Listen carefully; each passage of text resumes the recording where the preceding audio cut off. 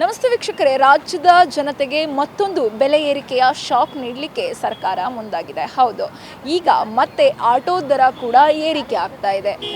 ಏನು ಎಲ್ಲ ಬೆಲೆ ಏರಿಕೆಗಳಲ್ಲಿ ಬೇಸತ್ತಿರೋ ಜನರಿಗೆ ಮತ್ತೊಂದು ಶಾಕ್ ಅನ್ನುವ ರೀತಿಯಲ್ಲಿ ಆಟೋ ದರ ಏರಿಕೆ ಮಾಡೋದ್ರ ಮೂಲಕ, ಅದರಲ್ಲೂ ಆಟೋ 1 ಕಿಲೋಮೀಟರ್ಗೆ 18 ರೂಪಾಯಿ ಅಂತೆ ಮಿನಿಮಮ್ ಆಟೋ ಚಾರ್ಜನ್ನು ಅಥವಾ 2 ಕಿಲೋಮೀಟರ್ಗೆ ಆಟೋ ದರವನ್ನು 36ಕ್ಕೆ ನಿಗದಿಪಡಿಸಿ ಆಟೋ ದರವನ್ನು ಹೆಚ್ಚಳ ಮಾಡಿರುವಂಥದ್ದು. ಮಿನಿಮಮ್ 2 ಕಿಲೋಮೀಟರ್ ಪ್ರಯಾಣ ಮಾಡುವವರಿಗೆ 36 ರೂಪಾಯಿ ಅಂದರೆ ಮಿನಿಮಮ್ ಆಟೋ ಚಾರ್ಜ್ 36 ರೂಪಾಯಿಗಳಂತೆ. ಮತ್ತು ಮುಂದಿನ ಎಲ್ಲ ಕಿಲೋಮೀಟರ್ಗೆ 18 ರೂಪಾಯಿಗಳಂತೆ ಆಟೋ ಚಾರ್ಜನ್ನು ಏರಿಕೆ ಮಾಡಲಾಗಿದೆ. ಹಾಗಾದರೆ ಈ ಆಟೋ ಚಾರ್ಜ್ನ ಎಫೆಕ್ಟು ಯಾವ ರೀತಿಯಾಗಿರುತ್ತೆ? ಬಸ್ ಟಿಕೆಟ್ ದರ ಏರಿಕೆ ಆಯಿತು, ಮೆಟ್ರೋ ಟಿಕೆಟ್ ದರ ಏರಿಕೆ ಆಯಿತು, ಈಗ ಜೊತೆಗೆ ಆಟೋ ಪ್ರಯಾಣಿಕರಿಗೂ ಕೂಡ ಶಾಕ್ ಅನ್ನುವ ರೀತಿಯಲ್ಲಿ ಆಟೋ ದರ ಕೂಡ ಏರಿಕೆ ಮಾಡಿದ್ದಾರೆ. ಇದರ ಬಗ್ಗೆ ಜನ ಏನು ಹೇಳ್ತಾರೆ ಅವ್ರನ್ನ ಮಾತಾಡಿಸ್ತಾ ಹೋಗ್ತೀನಿ, ಬನ್ನಿ.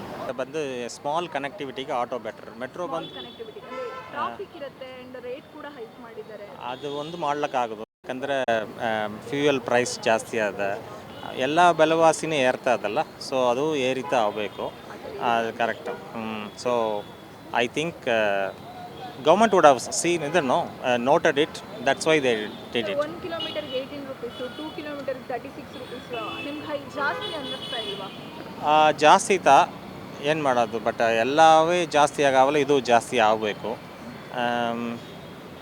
ವಯಾ ಮೀಡಿಯಾ ಇನ್ನೂ ಕೊಂಚ ಕಮ್ಮಿ ಮಾಡ್ಬಂದು, ಮೇ ಬಿ ಇನ್ನೂ ಕೊಂಚ ರಿಲ್ಯಾಕ್ಸ್ ಮಾಡ್ಬಂದು, ಇಲ್ಲ ಗೌರ್ಮೆಂಟ್ ಸಬ್ಸಿಡಿ ಕೊಡಲಿ, ಅವರಿಗೆ ಕೊಟ್ಟು ಅವರೇ ಮಾಡಲಿ ಕೊಂಚ ಹಂಗೆ ಮಾಡಿ.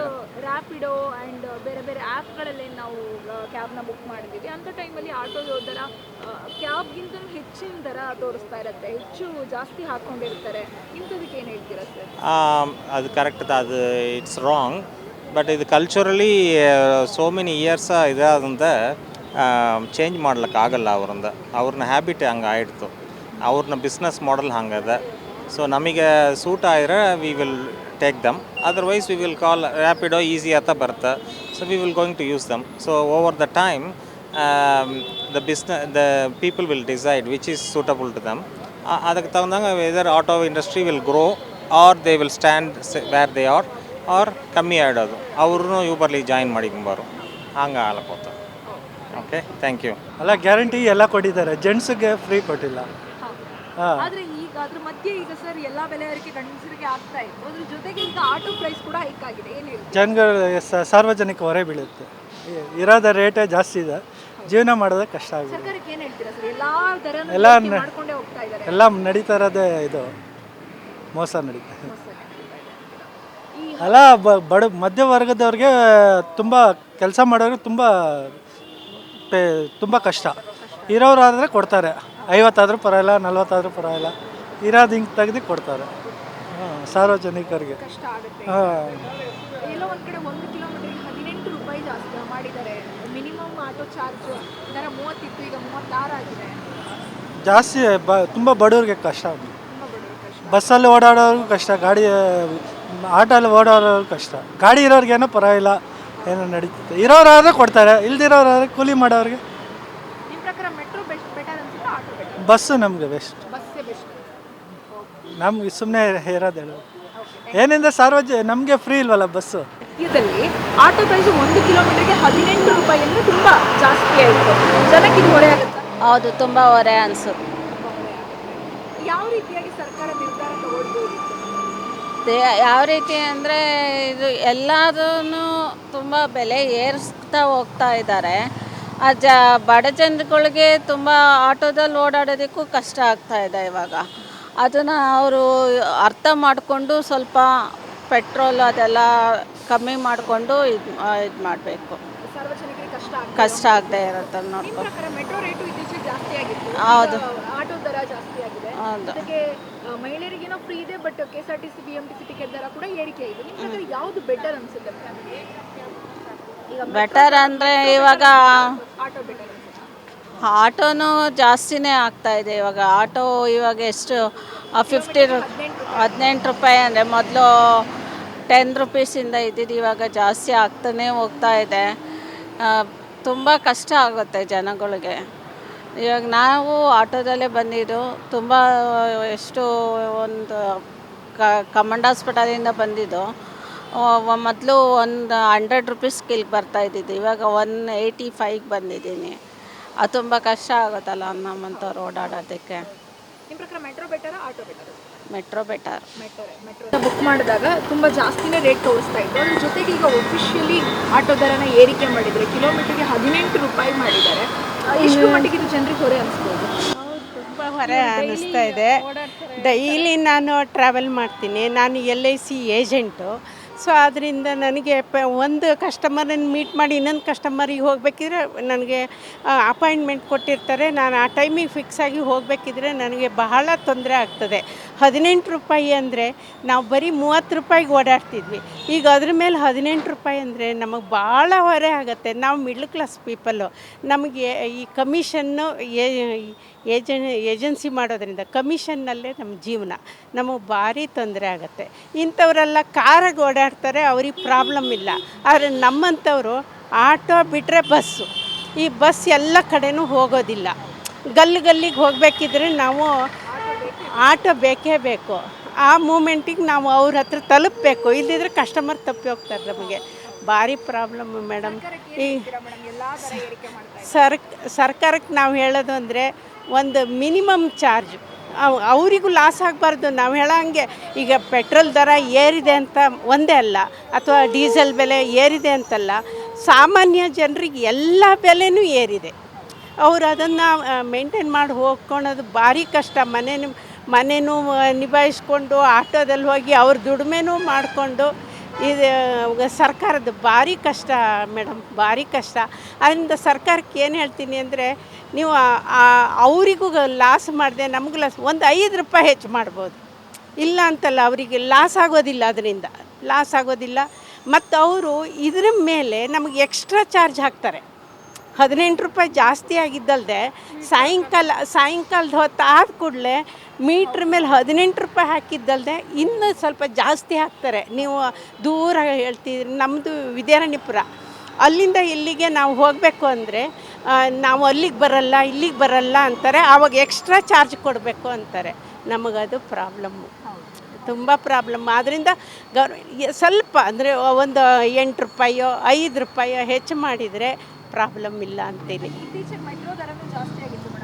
ಹೌದು, ಮೆಟ್ರೋನು ತುಂಬ ಜಾಸ್ತಿ, ಇದು ತುಂಬ ಜಾಸ್ತಿ. ಏನೋ ಈಗ ಆಟೋ ಚಾರ್ಜ್ ಮಾಡಿದ್ದು ತುಂಬ ಜಾಸ್ತಿ. ಆದ್ದರಿಂದ ನಮಗೆ ಫ್ರೀ ಬಸ್ ಇದೆಯಲ್ಲ, ಅದೇ ಎಲ್ಲಿ ಸಿಕ್ಕತ್ತೋ ಅಲ್ಲಿಗೆ ನಡ್ಕೊಂಡು ಹೋಗಿ ಓಡೋಗಿ ಬಸ್ ಹತ್ತೀವಿ ಮೇಡಮ್. ಅದೊಂದು ಒಳ್ಳೆಯ ಕೆಲಸ ಮಾಡಿದ್ದಾರೆ. ಅದರ ಜೊತೆಗೆ ನಾನು ಹೇಳ್ತಿದ್ದೀನಿ, ಇಷ್ಟು ಜಾಸ್ತಿ ಇದನ್ನ ಮಾಡಬಾರ್ದು. ಅವರು ಸ್ವಲ್ಪ ಕಡಿಮೆ ಮಾಡಬೇಕು.